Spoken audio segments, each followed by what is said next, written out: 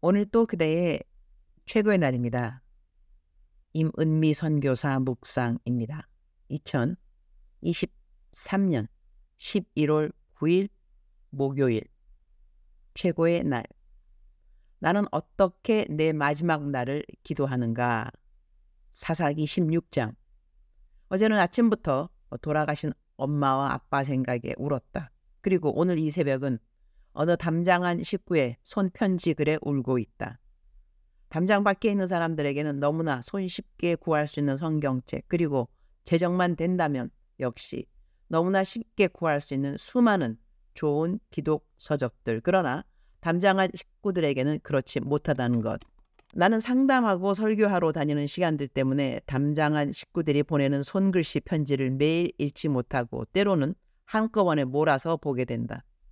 이 새벽 밀린 편지글을 읽다가 아래 글을 읽으면서 눈물이 계속 흘렀다. 임은미 선교사님께 안녕하신지요? 저는 수개월째 선교사님의 글 받아보고 있는 사람입니다. 원체 악필인지라 글쓰기도 부끄럽고 무슨 말을 해야 하는지도 모르겠지만 무슨 말인지는 무슨 말이든지 해야 할 것 같아서 이렇게 글을 씁니다. 저는 10년형을 선고받고 현재 3년째 복역 중인 수형자입니다. 10년형을 선고받던 날 판사님께 제가 물었습니다. 판사님도 저와 같은 인간인데 어찌 저의 유무죄를 가르시고 판단하십니까? 많이 삐뚤어져 있었습니다. 그냥 모든 게 원망스러웠습니다. 이틀 전까지도요. 저는 문제 수형자입니다. 그냥 문제수 또는 요시찰 수형자라고 불립니다. 이곳에 수감되고도 저의 요구 조건을 관철시키기 위하여 자해를 하거나 폭력을 행사하기도 합니다. 종교 또한 없었습니다. 아니, 이곳에서 모든 종교를 다 섭렵했습니다. 일명 기천불 떡신자이지요. 이곳에도 종교는 허용되고 있고 장려하며 매주 집회도 열립니다. 수요일은 기독교, 목요일은 천주교, 금요일은 불교, 이런 식입니다. 그런 집회들을 가면 종료시에 이곳에서는 먹을 수 없는 음식들을 나누어 줍니다. 주로 떡과 빵을 주는데 믿음 없이 그냥 이 음식들을 얻고자 집회에 참석하는 사람들이 있는데 이걸 떡신자라고 부릅니다. 기독교, 천주교, 불교를 다 참석하니 기천불 떡신자라 불리지요.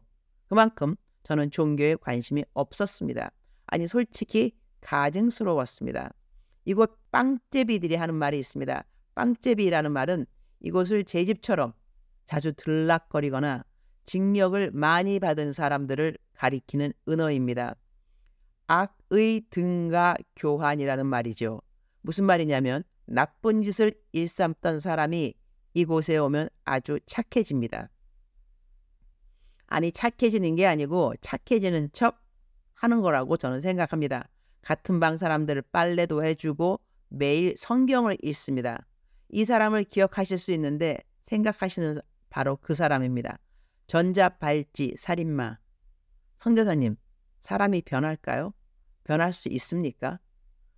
저번 주라면 아니라고 확신하게 대답할 수 있었는데 지금은 저는 모르겠습니다. 이것이 악의 등가 교환입니다. 비록 나쁜 짓을 했지만 착한 행동으로 함으로 좋은 일이 생기기를 바라는 거죠. 자기 합리화, 만족일 수도 있고요. 저는 그런 누구가 정말 싫었습니다. 매일 성경을 읽고 찬송하는 그 가증스러움이 소름 끼칩니다. 그래서 더욱 종교가 싫었습니다. 종교가 그 사람을 그렇게 만들었다고 생각했으니까요. 용서받을 수 있다고 악의 등가 교환을 부추긴다고 생각했습니다. 제 옆방들은 독고실이라 불리는 1인실입니다. 일명 독방이지요. 일반 수영자들과 함께 수영할 수 없는 문제수들입니다. 언제부터인지 밤마다 노랫소리가 들렸습니다. 시끄럽게 뭔 짓이냐고 소리쳤을만 하건만 그냥 며칠을 듣기만 했습니다. 그러다 그제 지금까지 부르던 대중가요가 아닌 다른 노래가 들렸습니다. 세상에서 방황할 때 나 주님을 몰랐네. 내 맘대로 고집하여 온갖 죄를 저질렀네. 예수여, 이 죄인도 용서받을 수 있나요? 벌레만도 못한 내가 용서받을 수 있나요? 이 죄인의 애통함을 예수께서 들으셨네. 못자국 난 사랑의 손 나를 어루만지셨네. 많은 사람 찾아와서 나의 친구가 되어도 병든 몸과 상한 마음 위로받지 못했다오. 예수여, 이 죄인을 불쌍히 여겨주셔서 나의 몸과 영혼까지 주를 위해 바칩니다. 이런 가사였던 것 같습니다. 온몸에 소름이 돋고 눈물이 계속 흘렀습니다.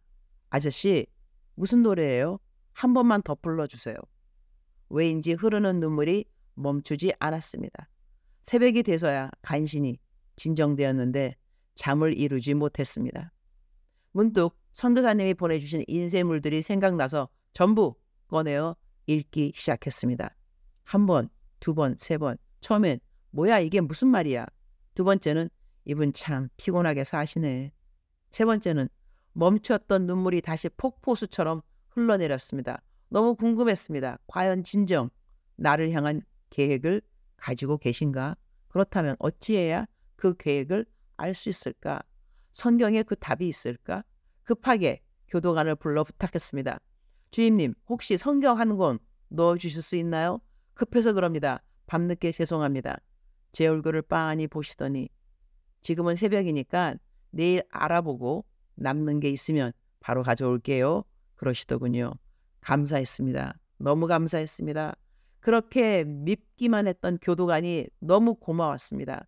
죄송스럽지만 오늘까지 단 한 번도 선교사님의 묵상 편지를 기다려본 적 없었지만 뜬 눈으로 밤을 지새우고 편지를 기다렸습니다. 편지를 받자마자 뜯어보았는데 제가 병이 든 것인지 또다시 눈물이 흘렀습니다. 저에게는 아주 작고 어여쁜 딸이 하나 있는데 딸 아이는 지금껏 엄마를 통하여 수십 통의 편지를 보내왔는데 저는 지금껏 한 번도 답하여 주지 못했습니다. 어떤 말을 해야 할지 몰라서이기도 하지만 과연 제게 아빠의 자격이 있는 것인지 의문이었기 때문입니다. 프리즌 리바이벌 엔즈트리 신청서, 이렇게 감사할 수가.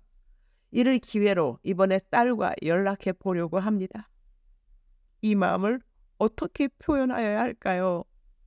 사랑하는 그대여, 오늘은 저의 최고의 날입니다. 사랑하는 누구누구야, 내 딸 누구누구야. 아빠 연락 많이 기다렸지? 정말 많이 미안해. 하지만 아빠는 단 하루도, 단 한순간도 너를 잊어본 적이 없어. 그러니까 아빠 미워하지 마. 이제 편지도 자주 할게. 많이 사랑해. 메리 크리스마스. 아빠가. 내 묵상을 밤새껏 기다렸다는 그 말에 나는 왈칵 얼마나 눈물이 흘러내렸는지. 담장한 식구들이 날이 갈수록 늘어가고 있다는 소식을 들었다. 처음에 약 20명인가로 시작했는데 지금은 600명이 넘었다. 내 묵상 식구들인 것이다. 나는 담장한 식구들이 보내오는 손편지 글을 읽으면서 돌아온 아들을 기뻐한 아버지의 마음을 조금이나마 깨달을 수가 있게 되었다고 하겠다. 담장한 식구들 중에는 요즘 무기수도 사형수도 있게 되었다. 하나님 눈에는 모두 다 사랑하지 않을 수 없는 하나님의 자녀들인 것이다.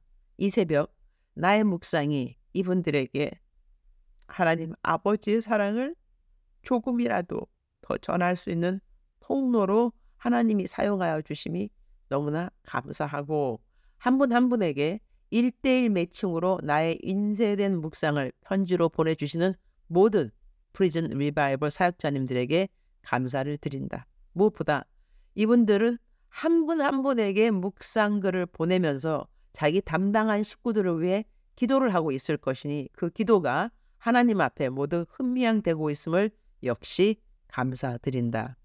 사사기 16장 30절. 삼손이 이르되 블레셋 사람과 함께 죽기를 원하노라 하고 힘을 다하여 몸을 굽힘에 그 집이 곧 무너져 그 안에 있는 모든 방백들과 온 백성에게 덮이니 삼손이 죽을 때 죽인 자가 살았을 때 죽인 자보다 더욱 많았더라. 나는 이 묵상 구절을 사사기 16장을 할 때마다 같은 성경 구절을 선택하는 것 같다. 내가 이 성경 구절을 매번 선택하는 이유는 나도 그 누구나 죽듯이 이 땅을 떠나는 날이 있을 것을 알기 때문이다. 나는 어떻게 이 땅에서 저 하늘로 이사를 가고 싶은가? 나에게 선택이 있을 수 있을까? 삼손이 죽을 때 죽인 자가 살았을 때 죽인 자보다 더 많았더라 라고 하는 이 말씀을 나는 이렇게 나의 삶에 적용을 해보았다. 유니스는 내 미국 이름이다. 유니스가 죽을 때 전도한 자들이 유니스가 살았을 때 전도한 자들보다 더 많았더라. 내가 내 살아생전 설교로, 강의로, 상담으로, 개인 전도로 전도한 모든 사람들보다 내가 죽는 날 더 많은 사람들을 하나님을 믿게 할 수 있는 복음의 통로가 무엇일까 생각해 보니 나 나름대로는 그 일이 순교일 수 있다고 생각한다. 하나님이 이 기도를 허락하실는지는 모르겠다. 예수님의 제자인 야고보도 요한도 둘 다 순교할 수 있다고 말씀드렸지만 야고보는 첫 번째 순교자의 허락을 받았고 요한은 마지막까지 자연사를 한 단 한 명의 제자였기 때문이다. 그러니 순교라는 것을 하고 싶다고 다 허락되는 것은 아니지만 사람 모두에게 한 번은 죽는 것이 정해진 것인데 나는 이왕이면 내가 죽는 그날이 내 살아생전 합한 모든 날보다 하나님께로 한 영혼이라도 더 인도하는 날이 되면 참 좋을 것 같다. 는 생각에 매번 사사기 16장을 묵상할 때는 삼손이 죽는 그날의 기도와 나의 장차 죽음을 준비하는 기도가 동일한 것 같다. 주님, 오늘 또 최고의 날입니다. 어느 한 날의 순교보다 더 중요한 것은 매일 성령 충만의 삶이라고 생각합니다. 매일 성령 충만의 삶을 살다 보면 저의 마지막 날 죽는 죽음의 날이 하나님 가장 기뻐하시는 계획으로 마무리가 되겠지요. 그날의 준비를 오늘 또 저의 최선을 다하여 살아갈 수 있기를 소원합니다.